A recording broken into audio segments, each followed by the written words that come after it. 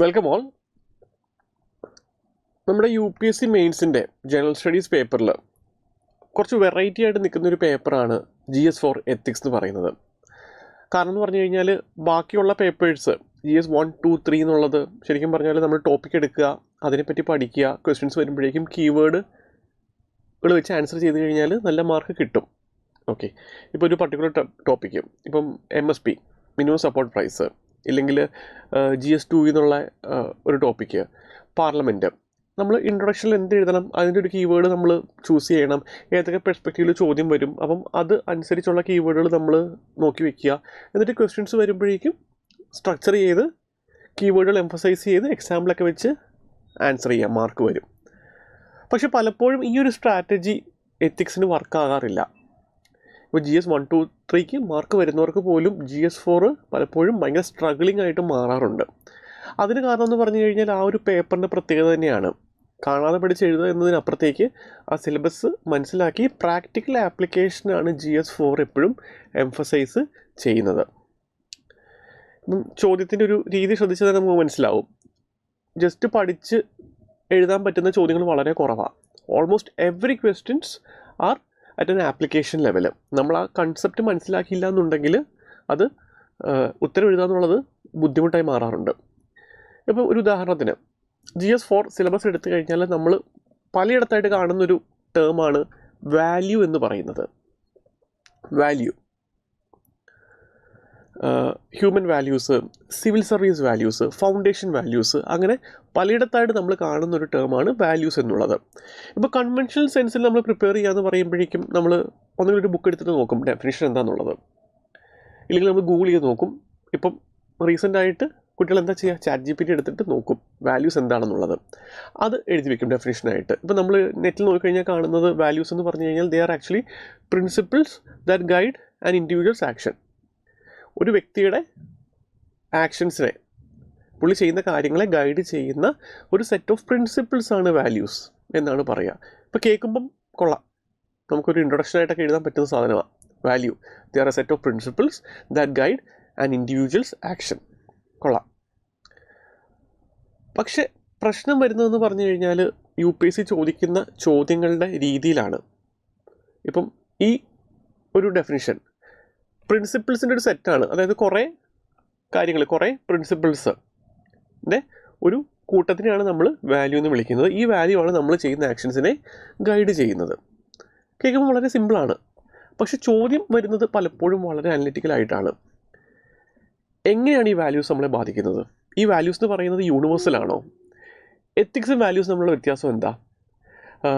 Values മാറാറുണ്ടോ? ഇത് പല പെർസ്പെക്റ്റീവിൽ ചോദ്യങ്ങൾ വരാം. പ്രൊഫഷണൽ വാല്യൂസിൻ്റെ രീതിയിലും, സിവിൽ സർവീസ് ഫൗണ്ടേഷണൽ വാല്യൂസിൻ്റെ രീതിയിലും, ഹ്യൂമൻ വാല്യൂസിൻ്റെ പെർസ്പെക്റ്റീവിലും ഒക്കെ UPSC പല രീതിയിൽ ചോദ്യങ്ങൾ വരും. ഇപ്പം നേരത്തെ നമ്മൾ ഈ വായിച്ച ഡെഫിനിഷൻ, അതുകൊണ്ട് ഇതെല്ലാം ആൻസർ ചെയ്യാമെന്ന് പറഞ്ഞാൽ ശരിക്കും ബുദ്ധിമുട്ടാണ്. നിങ്ങളൊന്ന് ആലോചിച്ച് നോക്കിയേ. Values are a set of principles that guide our actions. കേൾക്കുമ്പോൾ എളുപ്പമാണ്, നമുക്കത് ബൈഹാർട്ട് ചെയ്ത് വെക്കാൻ പറ്റും. പക്ഷേ ഇതേപോലുള്ള ചോദ്യങ്ങൾ വരുമ്പോഴേക്കും ഉത്തരം എഴുതാൻ പറ്റുന്ന രീതിയിലൊരു ക്ലാരിറ്റി നമുക്കത് തരുന്നുണ്ടോ? ഇല്ല. അപ്പം എത്തിക്സ് അപ്രോച്ച് ചെയ്യേണ്ടതെന്ന് പറഞ്ഞു കഴിഞ്ഞാൽ പ്രധാനമായിട്ടും 2 രീതിയിലാണ്. ആദ്യമായിട്ട് നമ്മൾ സിലബസിലെ ഇമ്പോർട്ടൻ്റ് ആയിട്ടുള്ള ടേമുകൾ ചൂസ് ചെയ്യുക. സിലബസിലെ ഓരോ ആസ്പെക്റ്റുകളും ചൂസ് ചെയ്തിട്ട് അതിനെ മനസ്സിലാക്കുക. അതെന്താണെന്ന് നമ്മൾ ആദ്യം മനസ്സിലാക്കണം. ഇപ്പോൾ വാല്യൂ, ഒരു ബുക്ക് എടുത്ത് വായിക്കുന്നതിൻ്റെ അപ്പുറത്തേക്ക് ഒരു പ്രാക്ടിക്കൽ കോണ്ടെക്സ്റ്റിൽ അതെന്താണ് മീൻ ചെയ്യുന്നതെന്ന് നമ്മൾ മനസ്സിലാക്കണം. എങ്കിൽ മാത്രമേ ആപ്ലിക്കേഷൻ ലെവൽ ചോദ്യങ്ങൾ ആൻസർ ചെയ്യാനായിട്ട് പറ്റത്തുള്ളൂ. 2-3 സ്ഥലങ്ങളിൽ നിന്ന് നിങ്ങൾ വായിച്ചു നോക്കുക എന്താണ് വാല്യൂ എന്നുള്ളത്. എന്നിട്ട് നിങ്ങൾ തന്നെ ചിന്തിക്കുക എന്താണതെന്ന്. Value, what do you value എന്ന് നമ്മൾ ഒരാളോട് ചോദിക്കുമ്പം എന്താ നമ്മൾ ഉദ്ദേശിക്കുന്നത്? നിങ്ങൾ എന്താ വാല്യൂ ചെയ്യുന്നത്? What do you value? What do I value? നമ്മൾ എന്താണ് വാല്യൂ ചെയ്യുന്നത്? ഓക്കെ, അപ്പോൾ നമുക്ക് മനസ്സിലാവുന്നൊരു കാര്യം എന്ന് വെച്ച് കഴിഞ്ഞാൽ വാല്യൂ എന്ന് പറഞ്ഞു കഴിഞ്ഞാൽ അങ്ങനെ അബ്സ്ട്രാക്റ്റ് ആയിട്ട് കുറേ കൂട്ടങ്ങൾക്ക് പറയുന്ന ഒരു പേരല്ല, അല്ലേ? പകരം what do you value in life എന്ന് ചോദിക്കുമ്പോഴേക്കും നമ്മൾ കുറേ കാര്യങ്ങളല്ല പറയുന്നത്. പകരം 1-2 കാര്യങ്ങൾ നമ്മുടെ മനസ്സിൽ മുഴച്ചു വരും. വാല്യൂ എന്ന് പറഞ്ഞു കഴിഞ്ഞാൽ ഒരു ഇൻഡിവിജ്വലിൻ്റെ പ്രയോറിറ്റീസാണ്. ഒരു സിറ്റുവേഷനിൽ അല്ലെങ്കിൽ ഒരാളുടെ ലൈഫിൽ പുള്ളി പ്രയോറിറ്റൈസ് ചെയ്യുന്ന പ്രിൻസിപ്പിൾസിനെയാണ് നമ്മൾ വാല്യൂസ് എന്ന് പറയുന്നത്. അതൊരു സെറ്റ് ഓഫ് പ്രിൻസിപ്പിൾസ് അല്ല, പകരം നമ്മൾ ഏറ്റവും കൂടുതൽ പ്രാധാന്യം കൊടുക്കുന്ന കുറച്ച് കാര്യങ്ങൾക്ക് പറയുന്നതാണ് വാല്യൂസ് എന്ന്. നമ്മുടെ പ്രയോറിറ്റിയാണ് വാല്യൂ എന്ന്. ഇപ്പം ഫൗണ്ടേഷണൽ വാല്യൂസ് അല്ലെങ്കിൽ ഒരു സിവിൽ സർവൻറ്റിൻ്റെ വാല്യൂസ് എന്ന് നമ്മൾ പറയുമ്പോൾ അതുകൊണ്ട് ഉദ്ദേശിക്കുന്നതെന്ന് പറഞ്ഞു കഴിഞ്ഞാൽ, ഒരു സിവിൽ സർവൻറ്റ്, ഒരു ഉദ്യോഗസ്ഥന് ഏറ്റവും കൂടുതൽ പ്രയോറിറ്റൈസ് ചെയ്യേണ്ട കാര്യങ്ങൾ എന്തൊക്കെയാണെന്നുള്ളതാണ് ശരിക്കും ആ വാല്യൂ കൊണ്ട് ഉദ്ദേശിക്കുന്നത്. ഹ്യൂമൻ വാല്യൂസ് നമ്മൾ ഉദ്ദേശിക്കുന്നത് human beings as part of society prioritise ചെയ്യേണ്ട വാല്യൂസ്, പ്രിൻസിപ്പിൾസ് എന്തൊക്കെയാണെന്നുള്ളതാണ് നമ്മൾ ഹ്യൂമൻ വാല്യൂസ് കൊണ്ട് ഉദ്ദേശിക്കുന്നത്. അപ്പം ഈ ഒരു രീതിയിൽ വേണം നമ്മൾ ആദ്യം ഒരു ടോപ്പിക് എടുത്തിട്ട് അതിനെ മനസ്സിലാക്കാനായിട്ട്. ഒരു കുട്ടിക്ക് പറഞ്ഞു കൊടുത്തു കഴിഞ്ഞാൽ മനസ്സിലാകണം എന്താണ് നമ്മൾ ഉദ്ദേശിക്കുന്നതെന്ന്. Values R priorities in life. Okay, അപ്പം അടുത്ത സ്റ്റെപ്പ് എന്ന് പറയുന്നത് നമ്മൾ ഇതുമായിട്ട് ബന്ധപ്പെട്ട് സിലബസിലെ മറ്റ് ടോപ്പിക്കുകളുമായിട്ട് ചേർത്ത് നമ്മൾ ഇതിനോട് ചോദ്യങ്ങൾ ചോദിക്കുക എന്നുള്ളതാണ്. അത് ഒരു ബുക്കിലും കാണണം എന്നില്ല, ഇല്ലെങ്കിൽ ബുക്കിൽ നമ്മൾ ജസ്റ്റ് വായിക്കുന്ന കാര്യങ്ങൾ കൊണ്ട് ആൻസർ ചെയ്യാൻ പറ്റണമെന്നുമില്ല. പകരം ഒരു നേരത്തെ പറഞ്ഞ പോലെ ഒരു പ്രാക്ടിക്കൽ ലെവലിൽ ഭയങ്കര ഒരു ക്ലാരിറ്റി വരുത്തുക എന്നുള്ളതാണ് നമ്മൾ ചെയ്യേണ്ടത്. നമ്മൾ ചോദ്യങ്ങൾ ചോദിക്കുക. വാല്യൂ എന്ന് പറഞ്ഞു കഴിഞ്ഞാൽ പ്രയോറിറ്റീസാണ്. അത് മാറാറുണ്ടോ? നിങ്ങളൊന്ന് ആലോചിച്ച് നോക്കിയേ, ഒരാളുടെ പ്രയോറിറ്റീസ് മാറാറുണ്ടോ? ഇപ്പോൾ കോളേജിൽ പഠിക്കുമ്പം ഞാൻ പ്രയോറിറ്റൈസ് ചെയ്ത പ്രിൻസിപ്പിൾസ് അല്ല ഞാനിപ്പോൾ പ്രയോറിറ്റൈസ് ചെയ്യുന്നത്. ഒരു സിവിൽ സർവൻറ്റ് പ്രൊഫഷണലി പ്രയോറിറ്റൈസ് ചെയ്യുന്ന വാല്യൂസ് അല്ല, പ്രൊഫഷണലി പ്രയോറിറ്റൈസ് ചെയ്യുന്ന പ്രിൻസിപ്പിൾസ് അല്ല പുള്ളി പേഴ്സണൽ ലൈഫിൽ പ്രയോറിറ്റൈസ് ചെയ്യുന്നത്, അല്ലേ? അപ്പോൾ വാല്യൂസ് എപ്പോഴും ഒരേപോലെ നിൽക്കണമെന്നുമില്ല, വാല്യൂസ് എല്ലായിടത്തും ഒരുപോലെ ആകണമെന്നുമില്ല, സിറ്റുവേഷനും ടൈമും അനുസരിച്ച് മാറാം. ഇപ്പം സോഷ്യൽ വാല്യൂസ് എടുത്തു കഴിഞ്ഞാൽ, സൊസൈറ്റി ഏറ്റവും പ്രയോറിറ്റി കൊടുക്കുന്ന കാര്യങ്ങൾ എടുത്തു കഴിഞ്ഞാൽ, ഇപ്പം സ്വാതന്ത്ര്യത്തിൻ്റെ സമയത്ത് പാട്രിയോട്ടിസം എന്ന് പറയുന്നത് വളരെ സ്ട്രോങ് ആയിട്ടൊരു വാല്യൂ ആയിരുന്നു. എല്ലാവരും പാട്രിയോട്ട്സ് ആയിരുന്നു. ജോലി ഉപേക്ഷിച്ച് ബ്രിട്ടീഷുകാർക്കെതിരെ പോരാടുന്നു, വിദ്യാഭ്യാസം വേണ്ടെന്ന് വെച്ച് സ്കൂളുകളിൽ നിന്ന് ഇറങ്ങി ബ്രിട്ടീഷുകാർക്കെതിരെ പോരാടുന്നു. എല്ലാത്തിലും വലുത് ആ ഒരു നാഷണലിസ്റ്റ് സ്പിരിറ്റ് ആയിരുന്നു. It was their patriotic feeling. പക്ഷേ ഇപ്പോഴോ ഗവൺമെൻറ്റിനെതിരെ സമരം ചെയ്യാൻ വേണ്ടി ജോലി റിസൈൻ ചെയ്യാൻ പറഞ്ഞു കഴിഞ്ഞാൽ പോയി ഓടാൻ പറയും ആളുകൾ. നമ്മൾ വളരെ ഇൻഡിവിജ്വലിസ്റ്റിക്കാണ് ഇപ്പോൾ പ്രയോറിറ്റി എന്ന് പറഞ്ഞാൽ മെറ്റീരിയലിസത്തിൽ നിന്നാണ്. അപ്പം സോഷ്യൽ വാല്യൂ എന്ന് പറയുന്നത് കഴിഞ്ഞൊരു 79 കൊല്ലങ്ങൾ എടുത്തു കഴിഞ്ഞ് കഴിഞ്ഞാൽ 78 കൊല്ലങ്ങൾ നോക്കിക്കഴിഞ്ഞ് കഴിഞ്ഞാൽ പാട്രിയോട്ടിസിൽ നിന്ന് മെറ്റീരിയലിസത്തിലേക്ക് വാല്യൂസ് മാറിയിട്ടുണ്ട്. അപ്പോൾ വാല്യൂ ചേഞ്ച് ചെയ്യും, ടൈമിനനുസരിച്ചും സ്പേസിനനുസരിച്ചും ചേഞ്ച് ചെയ്യുന്നൊരു സാധനമാണ് വാല്യൂസ് എന്ന് പറയുന്നത്.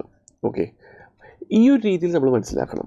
എങ്കിൽ മാത്രമേ ചോദ്യം വന്നു കഴിഞ്ഞാൽ നമുക്ക് ആൻസർ ചെയ്യാനായിട്ട് പറ്റത്തുള്ളൂ. R values universalistic? വാല്യൂസ് എന്ന് പറയുന്നത് യൂണിവേഴ്സൽ ആണോ? അല്ല, പക്ഷേ യൂണിവേഴ്സലായിട്ടുള്ള വാല്യൂസും ഉണ്ട്. ഇപ്പം ഒരു ഗവർണൻസ് സിസ്റ്റത്തിലെ വാല്യൂസ് അല്ലെങ്കിൽ ഒരു പൊളിറ്റിക്കൽ സിസ്റ്റത്തിലെ വാല്യൂസ് എടുത്തു കഴിഞ്ഞാൽ ഡെമോക്രസി എന്ന് പറയുന്ന ഒരു ഇമ്പോർട്ടൻറ്റ് വാല്യൂ ആണ്, എപ്പോഴും പ്രയോറിറ്റൈസ് ചെയ്യേണ്ട ഒരു വാല്യൂ ആണ്. ഹ്യൂമൻ വാല്യൂസ് എടുത്തു കഴിഞ്ഞാൽ ലവ്, കമ്പാഷൻ പോലുള്ള വാല്യൂസ് എന്ന് പറഞ്ഞു കഴിഞ്ഞാൽ എപ്പോഴും നമ്മൾ പ്രയോറിറ്റൈസ് ചെയ്യേണ്ടതാണ്, ഏത് സൊസൈറ്റിയിലും പ്രയോറിറ്റൈസ് ചെയ്യേണ്ടതാണ്. അപ്പോൾ യൂണിവേഴ്സൽ വാല്യൂസും ഉണ്ട്.